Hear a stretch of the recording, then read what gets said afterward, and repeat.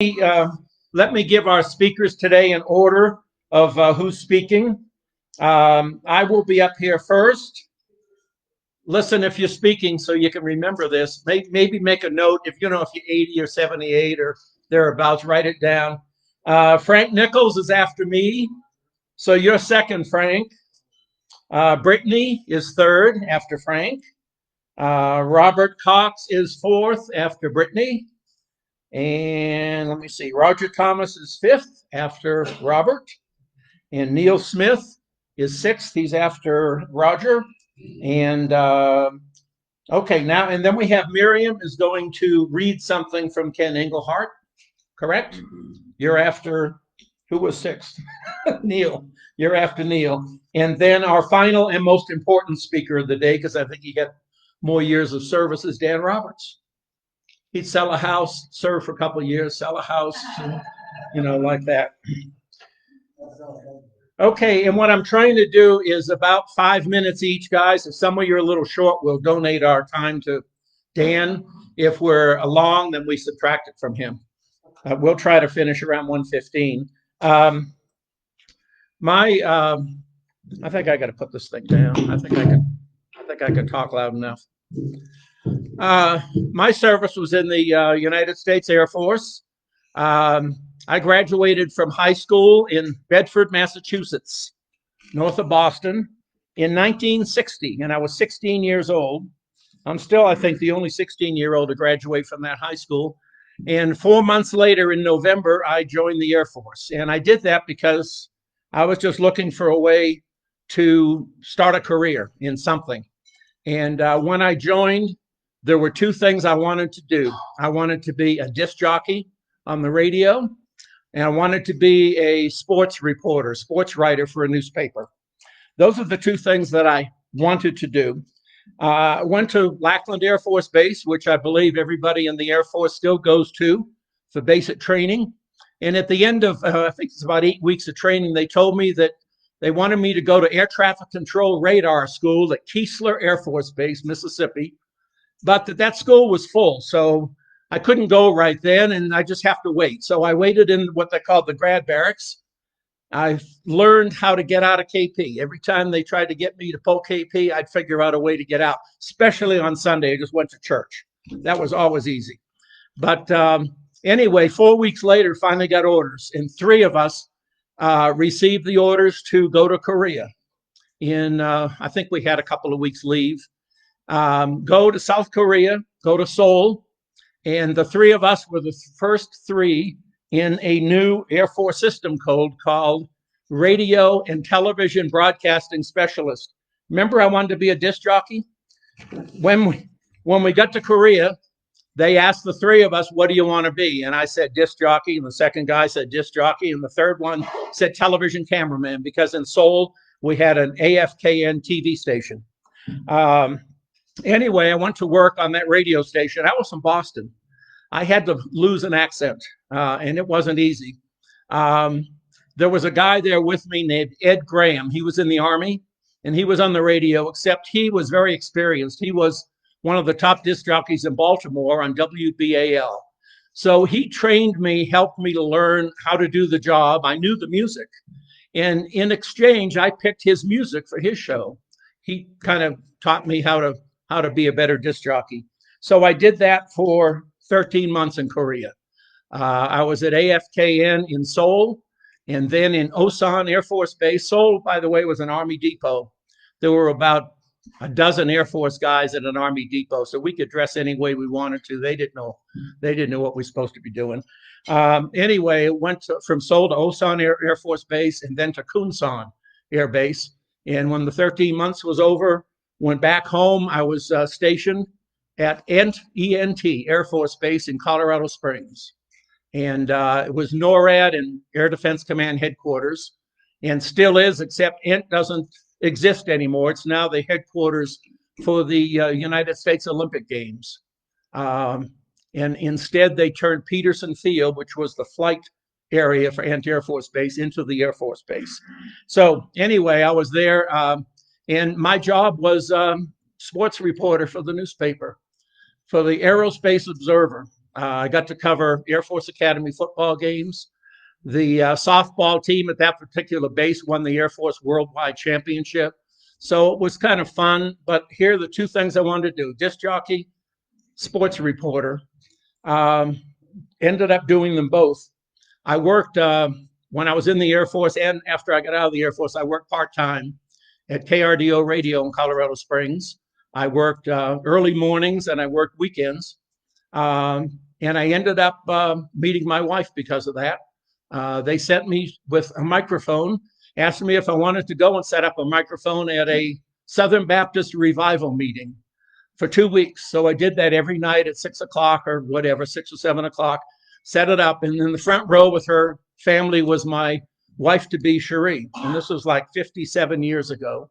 We've been married 55 years. So anyway, it's just absolutely, I always tell people it was God's hand in my life, the things that I ended up doing. I ended up when I got out of the Air Force, I worked radio part-time. I worked for the Colorado Springs newspaper as a reporter. I switched over to advertising after a couple of years because I thought that I could make more money. I saw a couple of years later, 1968, there was an opening at the Las Vegas Review-Journal for advertising sales. I joined a company that owned 56 newspapers, and my Air Force training, got me to this point where I ended up as an ad salesman, as an advertising director at that newspaper. I ran the paper for them in Carson City, Nevada, and in Chico, California. Came back to Las Vegas to run that paper, and then ended up as a vice president supervising 17 Western newspapers in California, Washington, Nevada, and Hawaii. Yeah, I got to go to Hawaii for nothing. Anyway, I just thought that God's hand was on my life through all of that. The two things that I wanted to do, I ended up doing. I ended up part-time disc jockey for about 10 years, Colorado Springs and in Las Vegas for a while, and full-time in the newspaper business for 35 years. So that's my story, and I was just extremely blessed to be in the Air Force, and I think I kept my time pretty well. It's what happens when you talk fast. And next, Mr. Frank Nichols.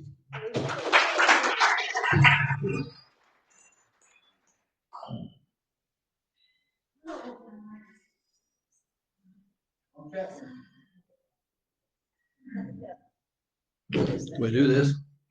I graduated in 1960 also, and I have a military obligation, so I joined the Navy Reserve, which they had in town, and I didn't check into it much, but they met every weekend, and that wasn't good for my fishing and hunting. So the only way to get out of that contract was join the Navy and go full time. So went San Diego boot camp, and very interesting times there. I qualified for officers training, so they sent me to Maryland for an officers training school, which had started in September. I got there in November. I flunked out in December. Became a greenskeeper on the golf course there at that base, and later on I became a movie projector operator, run the movie theater on the base. From there, I want to go to see the world or something, and so I got to see the world. They sent me to Iceland, and I became I ran a gymnasium there and ran the movies too, and that was sickening. I mean, it's an easy job, just play basketball, badminton, all this stuff all day long, have movies. I got sick of it. I quit and went to work as my own choosing to another place on the base. They finally found me over here at the telephone office, and I was helping those people. And so I learned the communications business a little bit, telephones and climbing poles and fixing wires, and learned to splice of the lead cables, and did this. I got to after all my training, I learned I got to splice one cable on the north side of Iceland in a big snowstorm. So after all that, I did one thing with that, and let's see. And then I got an R&R to Germany, And I happened to land in Frankfurt the same day that Kennedy that got there. And I went to his speech and his rally and all this stuff. That was an amazing thing because there really was no speech. The storm came up and blew all these notes away, but I was there and I saw it all happen. The newspaper printed that it was a great speech. And, and so I'm R&R. I'm just kicking around a place I didn't know anything about in Germany. Go to the next town. Holy heck, there's Kennedy again. We go to another rally and he talked. And then he left. I left. I go to the next town. There's Kennedy again. Holy, I'm starting to get scared. The CIA's going to get me following the secret path of President Kennedy. So I headed out for Denmark. He went to Berlin, and that's when he had his famous speech of "I am a Berliner." And I can't remember or how this all came down, except back to Iceland, and we had a call in the night that we could go meet the vice president of the United States. President Johnson was over, and I was like a block away from there, and it was rainy and windy. I don't think any sailors went to see him, and that was kind of unfortunate. Because about 3 months later, he was president of the United States because I had been transferred to Virginia, and Virginia is where we got the word that the president had been killed. And so in Virginia, I finally got to a ship, and my ship was a destroyer, which was it was a World War II destroyer being refabbed for anti-submarines because the Cuban crisis was on, and the German or the Russian submarines were all over the place. So I got to be a fire watch on a ship that's getting rebuilt, and I'm walking around in this. I thought this was a joke. Fire watch, that's easy job. Well, I put out fires every day, and because of the welding that was going on and the hot rivets that they were passing around, it's very interesting how they used to put ships together with rivets.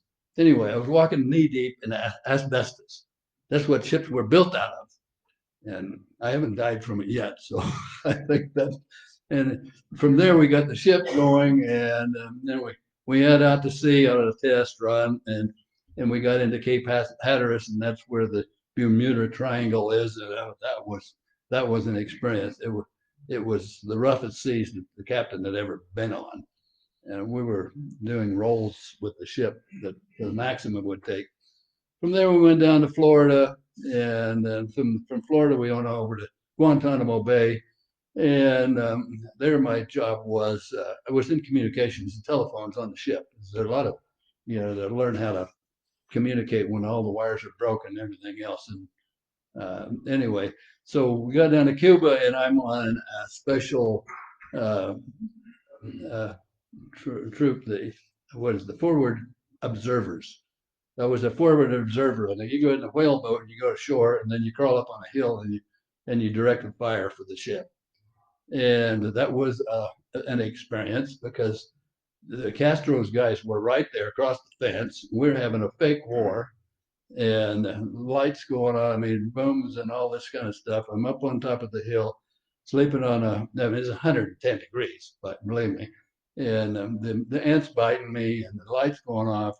And look over there, and you see these soldiers had real guns. I had no gun. And anyway, from there, back to the US of A, and now we're going to see the sea, but the ship was called to go into the Mediterranean, and I only had 2 months to go. I could go to the Med, or get out.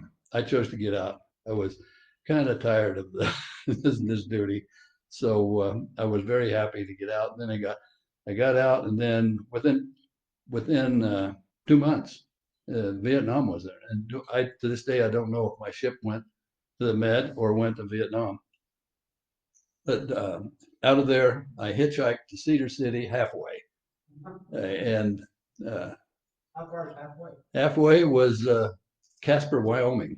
I hitchhiked to Casper, and somebody had murdered somebody. And so all of us hitchhikers were standing there and nobody's getting a ride. So I had $16 in the bank at home, and I got that, and that was the bus ticket to Cedar City. Came in here. I came to Cedar City to check out what my brother was doing here, and he was building Bridehead. And so college tuition, $60. My brother gave me $60. I got in college, and the rest is history. Stayed here forever. Brother's gone, but I'm here.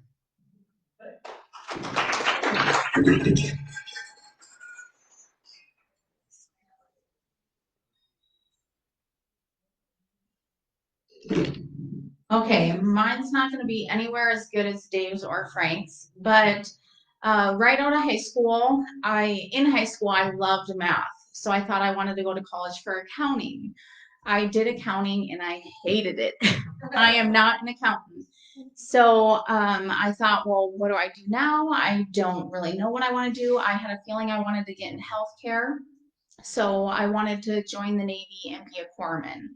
Well, at the time, they weren't taking any more corpsmen.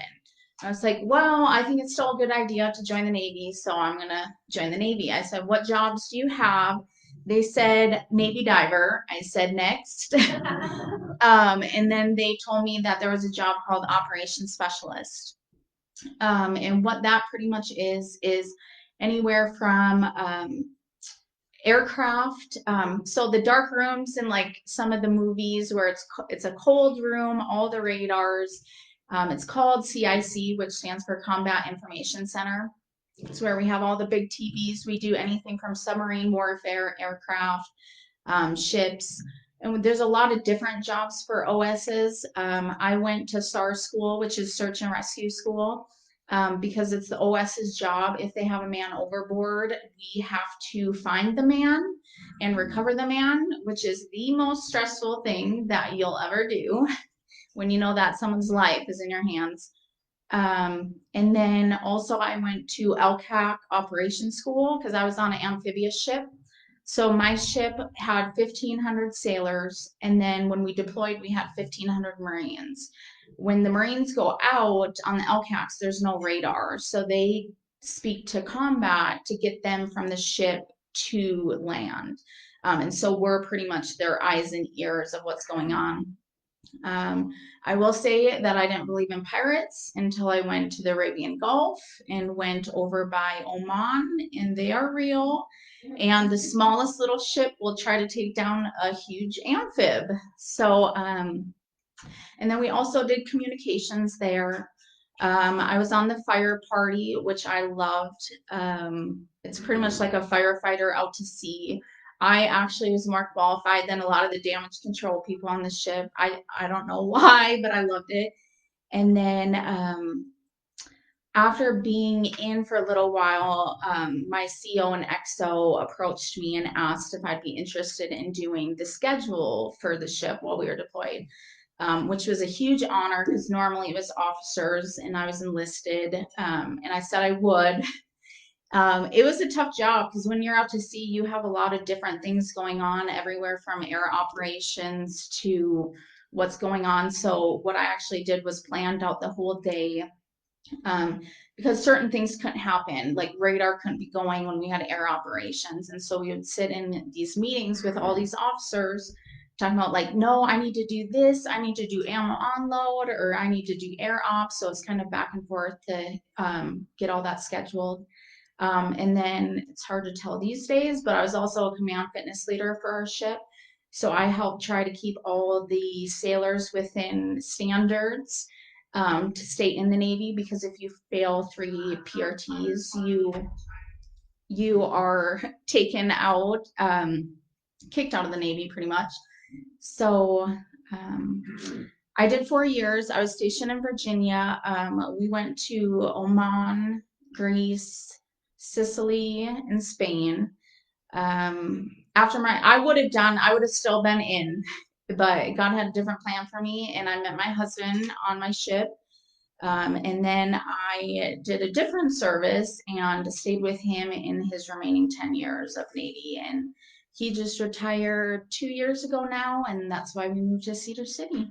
That's it.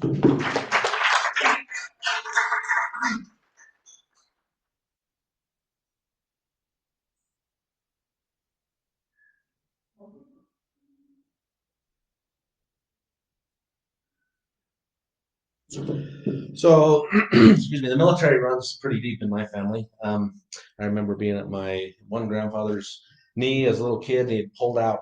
He threw all of his clothes away when he left Germany in World War II and had it filled with weapons that he smuggled back. And so he would pull those out and show me Mao's. I mean, you name it. It was really fascinating to me as a kid. Then my other grandpa served in the Navy, and he'd tell me about all the steak and taters and all the fun he had, while he was on a ship, during World War II. So I decided that, I could join the Air Force or the Navy and have fun, or join the Army and be a man. And so I decided, in high school, I joined the Army. So no offense to any of you that were in the Navy.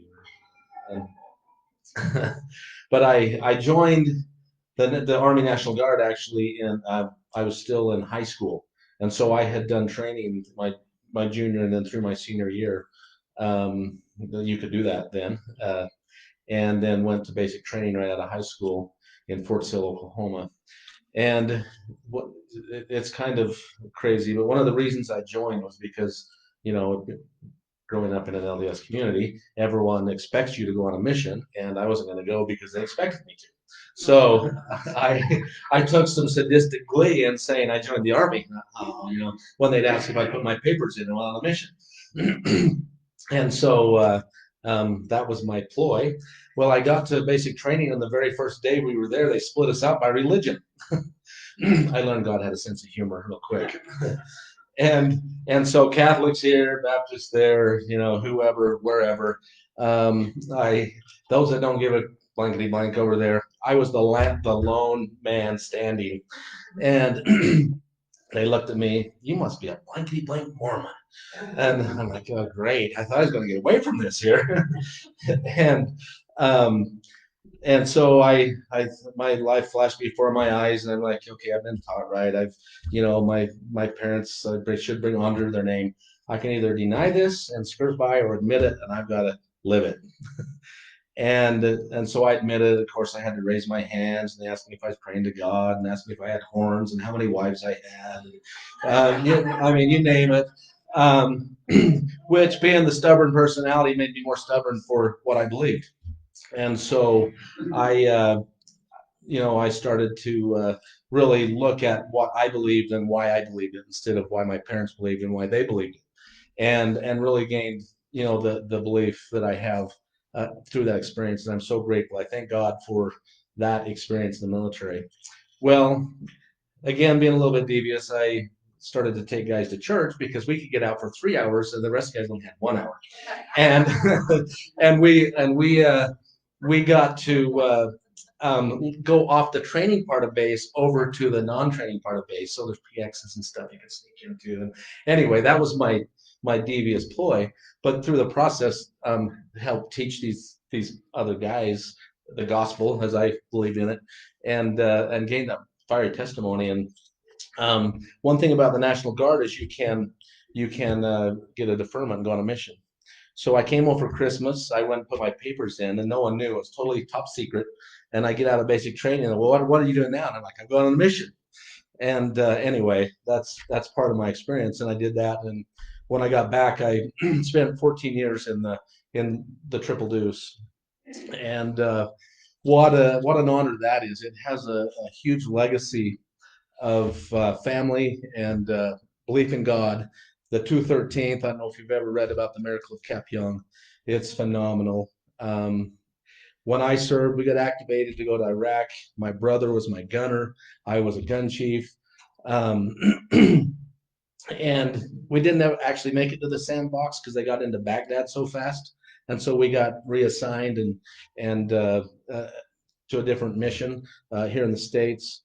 But when we were in Colorado certifying, and my brother, of course, was my gunner, and we had to certify and everything. And so we're up there, we're shooting all the different kind of weapons, and I mean, we're dead eyes. I mean, and then these guys were like, wow, where are you boys from? You farm boys, you know? And I'm like, you think that's good? You ought to see us shoot at night under a spotlight. And anyway, so they were pretty impressed with how well we could shoot. And I'm like, yeah, this is getting dark. So anyway, but I really, really enjoyed my military service. I got to serve under the command of Colonel Roberts at one point, and that was a privilege and honor to serve with him. I gained a love for my country that I don't think I could have gotten any other way. And I'm not saying you can't love your country if you don't serve, but I gained it in my way, in a manner that the military blessed me with. It just still sends chills up my spine when I say the Pledge of Allegiance or see the flag, or if I see it's just beautiful to see a well oiled machine marching in perfect harmony. And it was good for me. It helped me grow up. I had some great experiences and some dear friendships that I will treasure for all my life that in the military. And anyway, that was my experience, and I enjoyed it. So God bless America.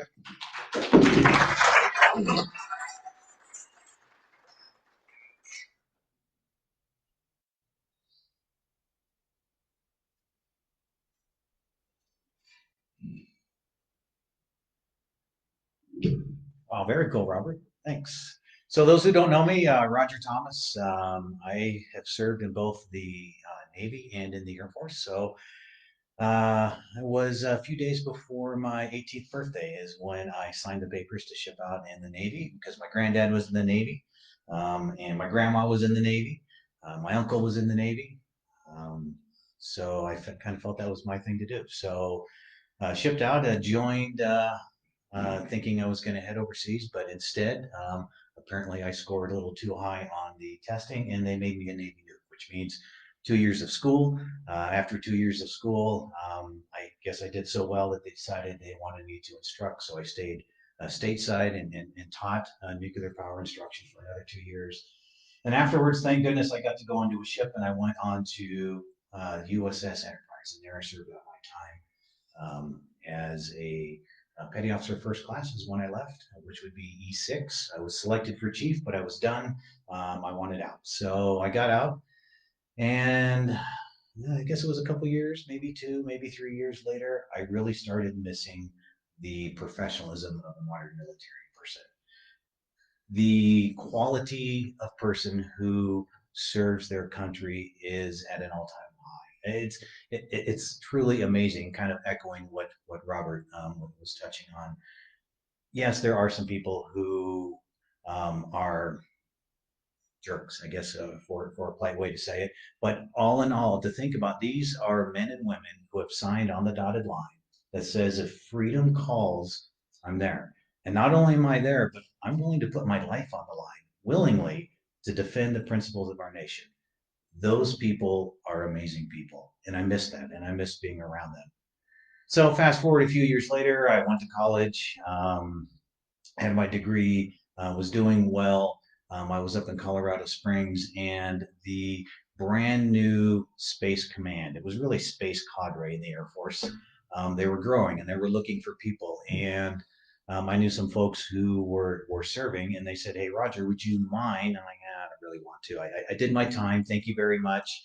But then they came back a second time and reminded me what I told them, very similar to what I just shared with you. And I said, sure, sign me up. And they offered me a commission. So I started out as a butter bar lieutenant.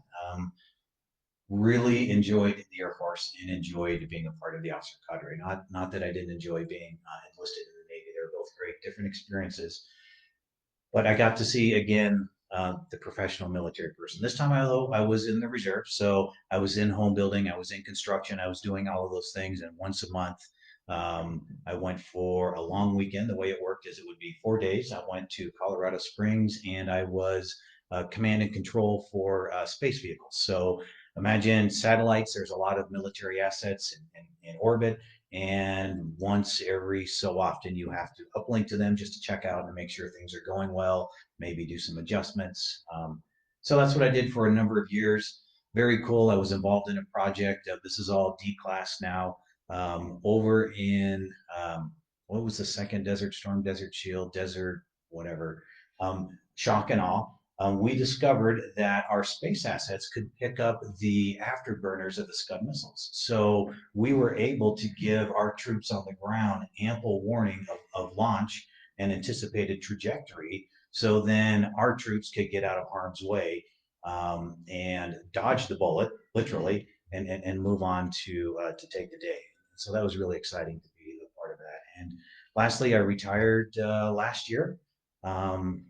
Out of Nellis Air Force Base, 26 years total service. It was an honor, a privilege, a joy. I don't think I can come up with enough good words to speak about my experiences and the good people that I got a chance to work with. But then again, I get to be here as a part of Rotary. I work with Rotarians. It's the same quality of people, the same caliber. And I think that's what I have found my joy is working with good people. God bless America. I don't think I could say that enough. I love being a patriot. I love knowing that my line or my name was on the line with a lot of other people who were better than I am, but I get to be included with them. It's just a terrific honor. So thank you much.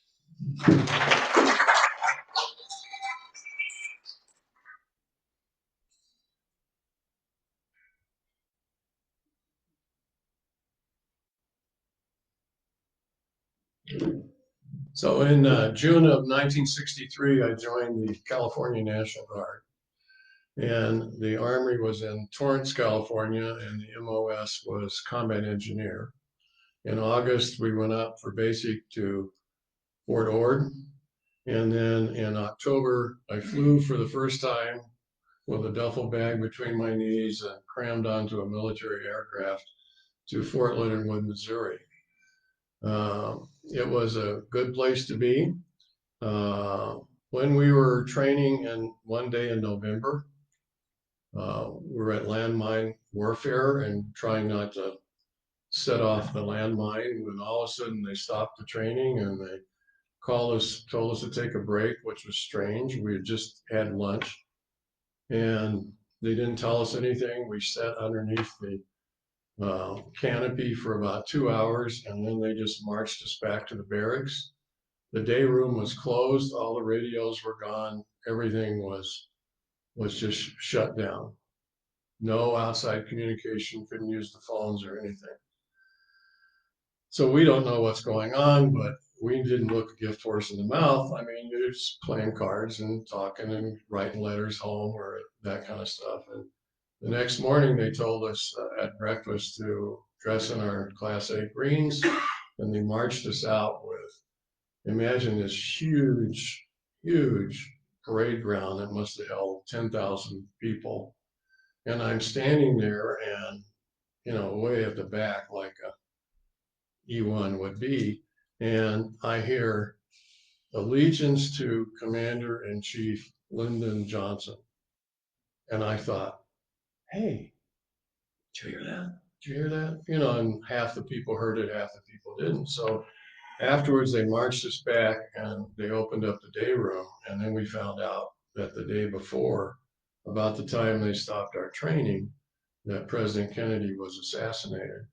So I always thought that was very interesting. That's kind of how they you don't read about it, but they shut down everything until they really could figure out what was going on. So that was very interesting. So you fast forward into 1965, and I was working at the Sears store at Slauson, Vermont in Los Angeles, about 4 miles from Watts. So the Watts riots start, and we were scheduled that Friday to go to summer camp.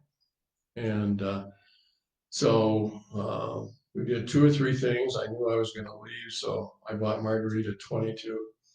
I figured she could just 10 round and she could just, I said, shoot high through the door, but don't let anybody in, because she didn't know what was going to go on. So anyway, we were activated for the Watts riots, and I have a little ribbon. I don't remember which way it goes, but I think that's pretty interesting. So really enjoyed our time, but we trained with World War II equipment. So when I was at basic and advanced, we had M1 or M14s and state of the art.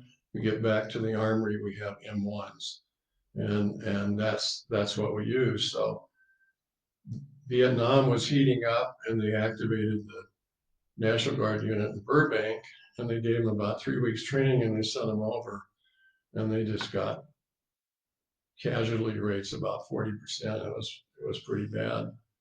But I think it saved us from being activated because we weren't being trained very well. I mean, I drove a deuce and a half, and I spot painted that thing 3 times totally, I think, at our meeting. So once that happened, we began to actually train and go down to Cap Pendleton and actually do the thing. So if you need a timber road, or you got to go through a swamp, or you need a bridge built, I used to be your guy. I'm not sure I remember it now, but it was pretty interesting. I enjoyed my time, and you can see how happy I was. But that's only part of the story. So why I was 22, why would you join the National Guard?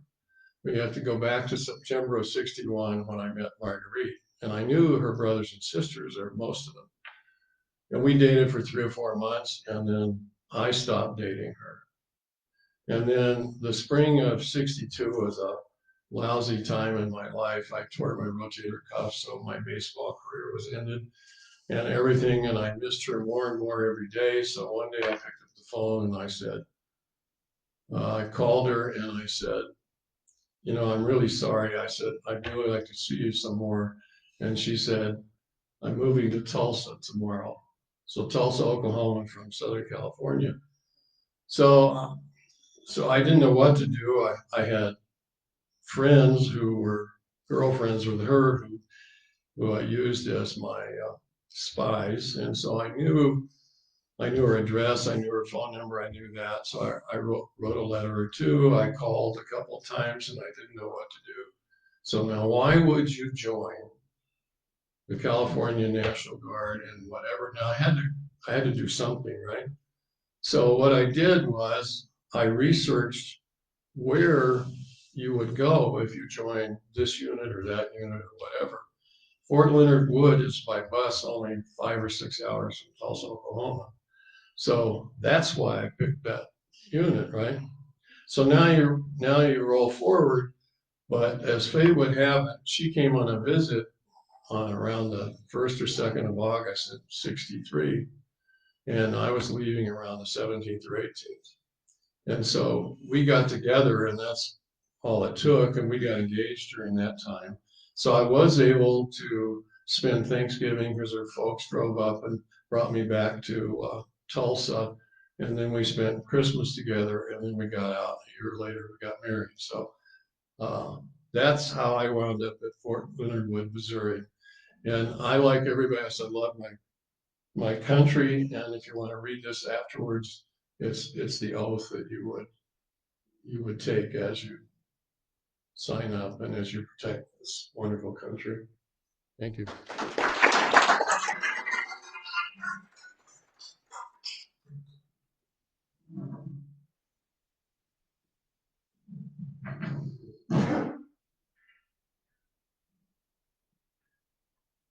Ken is really sorry he can't be here. I saw him on Sunday, and Helen typed up this story. And Ken starts off by basically saying this is not a war story. And his brother was at Iwo Jima, was a Marine.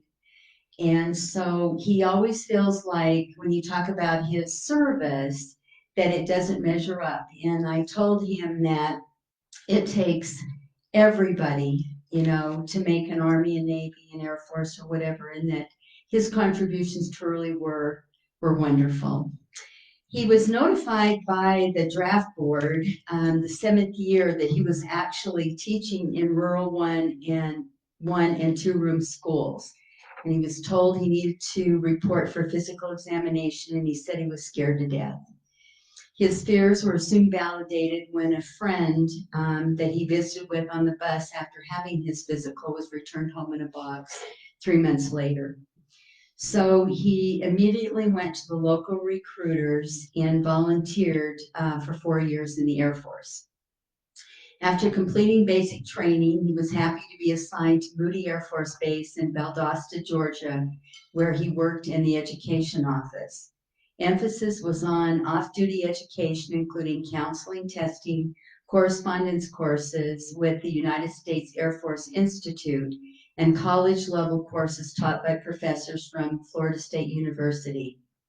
At this point, he said he wasn't able to talk about his military experience apart from his college and teaching career. He talked about meeting men in the service that did not know how to spell. And the one story he told me was he was sitting on a bus one day and this gentleman asked him where he worked, and he told him the education office. He said, "Do you know how you spell Mabel?" And he said, "You mean like maple syrup?"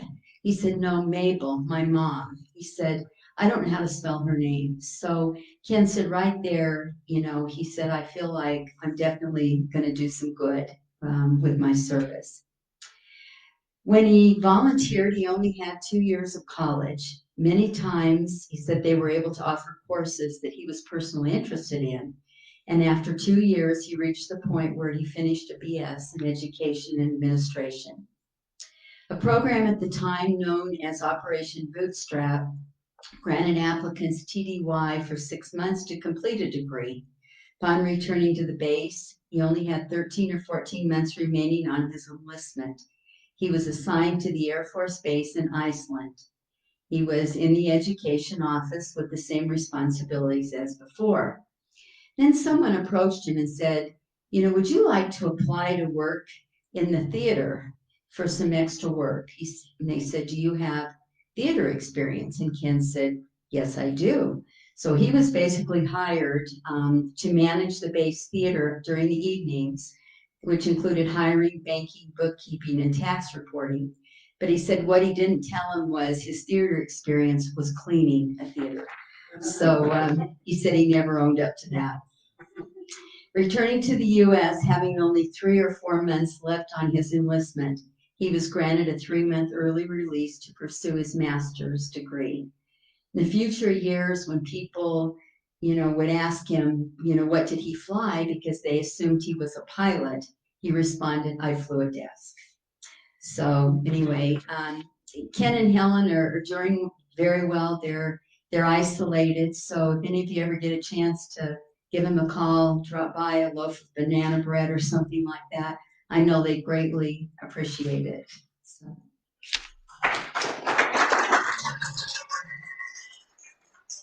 I make a motion that we extend our meeting 15 minutes. Come on, Dan, get up there. Like accommodate Dan. All in favor?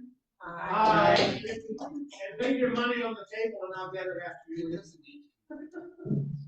It's not 15 minutes.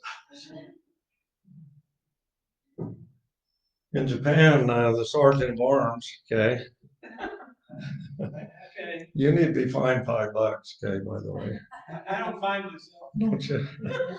Anyway, I always remember in Japan, we had a welcoming committee over there, and the guy's sitting there, the sergeant at arms, watching these watch. Okay, party begin now. Okay, and when it was all over, he'd stand up and he'd watch his clock and he'd say, "Party over, everybody go home." Okay, so we're past that. Listen, I'm gonna really abbreviate what I got. I was wondering what picture I was gonna have up there. But that's the reason I got the National Guard right there is Jane. And because I fell in love with her, and her dad was full-time National Guard here in Cedar City. And I wanted to marry her, so I went to Norm and I said, "I want to marry your daughter." And he says, "2 conditions." And I said, "What's that?" He says, "Well, number 1, you've got to join the National Guard, or you're no luck, I said, "Yes, sir, I can do that." And so I said, "What's number 2?" And he says, "Usually the son-in-law gives the father-in-law horses to the bride. In this particular case, I'm going to give the son-in-law horses to take the bride." Jane was rodeo queen back in 1966. So that's how I got into the National Guard. And when I got basic training, I had a North Carolina recruit come up to me and He says, "Are you Mormon?" I said, "Yes." He says, "My granddaddy says you Mormons got horns, just like." And I relived that. I says, "Yes, we do." I says, "Come on over here. You can feel I got little nubbins coming up here on the top." He actually come over and felt the top of my head. So, "You ain't got no nubbins." And I says, "Mormons don't have horns either." So anyway, um, just a brief synopsis because I know we're out of time. But I got in 1967, retired in 2001, and the greatest privilege of my life is to serve our great country. I wanted to focus just on somebody that's really very, very special to me, and her name is Sunny Lee. And excuse me, back in August, Sunny had a stroke and passed away, and nothing was in the paper, nothing. Okay, John didn't have it advertised or anything, but it finally made to the Salt Lake Tribune that she passed away because of all the activism that she had performed being a resident of Springdale. And my first memory of Sunny is when after we produced, and she wasn't part of the production of The Miracle at Capion, but that was probably, I can just say that I was pushing the other side to get that thing done, okay, and to capture it and get the soldiers to tell their own story. And we've got 3 days worth of tape, okay, after President Bennion gave me full access to the communications department to make the film. But anyway, when President Sherrod, he used to send out letters to the residences and the businesses. And anyway, that's when we had the Rotary Park, Veterans Park, initiated, and he picked me to be the chairman for the Korean War Park. And so that letter went out to everybody, including Sunny Lee and John Lee in Springdale, because they owned that little strip mall out where the Deseret Book used to be, okay, out by Home Depot. And Sunny came up to me, and she's a Korean War baby, okay? I wished I had her picture, but I wanted Marcus to take her around, maybe hold. This is Sunny, right there on the right in the black and white, when we went to Korea and dedicated a monument over there to the Triple Deuce or the 213th. And Joe Burgess and Beverly and Jane and I all went to Kapiong and dedicated that monument. And but anyway, to get that thing started, Sunny came up and she actually got down on her knees and asked me to be on my committee for our portion of the Korean War Memorial that we have up on 200 East. And I said, "Of course you can be on it." Okay. I mean, here we go, a South Korean war baby, and she knew the language, everything. Well, that transformed into Cedar City being the sister city, okay, to Kapiong.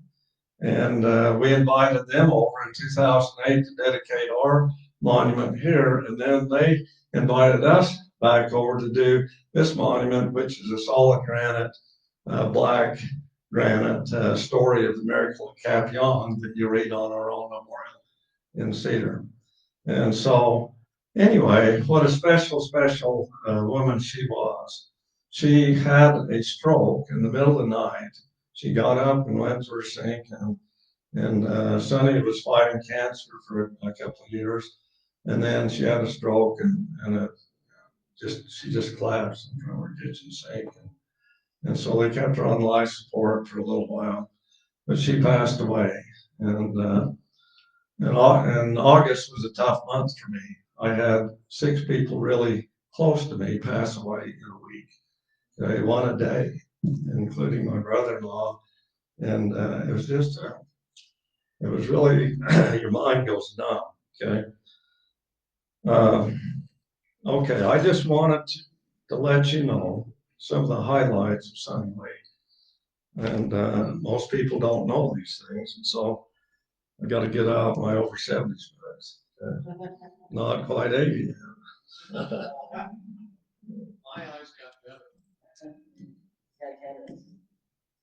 Oh, did they? Anyway, I'm just going to read you a couple things. The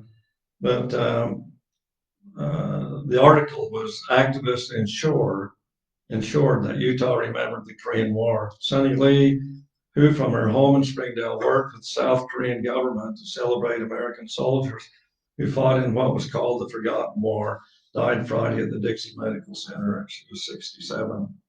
Her husband, John Lee, said that his wife had a meeting in her home August 4th, the night that she died, okay, or was put in the hospital, with the South Korean government representative to talk about some of her many projects related to the Korean War veterans. Doctors determined that her brain hemorrhaged and she was removed from life support on Friday. She worked with the South Korean consulate, and one of the greatest experiences of my life was to take our vets with her, okay, to South Korea. South Korean Patriots and Veterans Affair allowed one soldier family that fought on Korean soil, okay, from each state to come in, okay, and honor them on the 50th anniversary, all except Utah. They gave us 30 positions to come because of what this battalion has done, okay, to secure the freedom of the South Korean people. They are so appreciative of the American soldier. I can't even express that.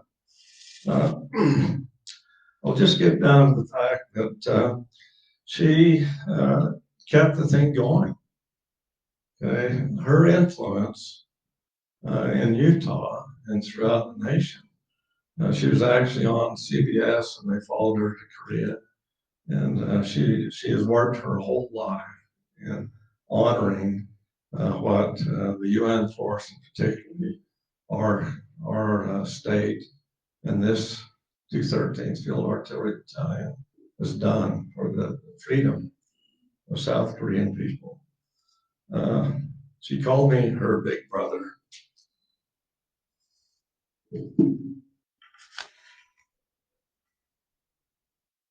Sorry.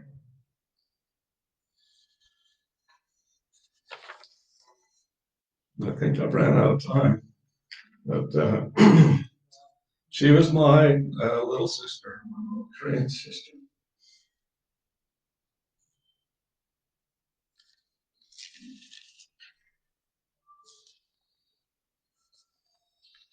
I think what I'll do is, what I like to do is write up an article for the paper and at least honor her with her late obituary, okay, what she's done. So I can't go any farther today. But what a special person. So it's all Jane's fault. It's all my father-in-law's fault for 34 years. And been a lot of places. Most people don't understand that the National Guard's 52% of the total force. The Corps Artillery, First Corps Artillery, was commanded by General Schwarzkopf. A lot of you remember him. Okay, 3-star general, had a 2-star jet deputy, and then a whole grundle of 1-stars. Okay, the engineers, the Air Force, the COSCOM, the artillery. And the artillery 1-star was a Utah National Guard 1-star general, part-time, that commands 1/4 of all the artillery in the United States. It's a big statement. So this battalion down here is part of it. Our battalion won the Kerwin Award twice and the Milton R. Record Award twice, which is the best battalion size unit in the United States Army. And I got to command that unit. What a privilege. Thank you.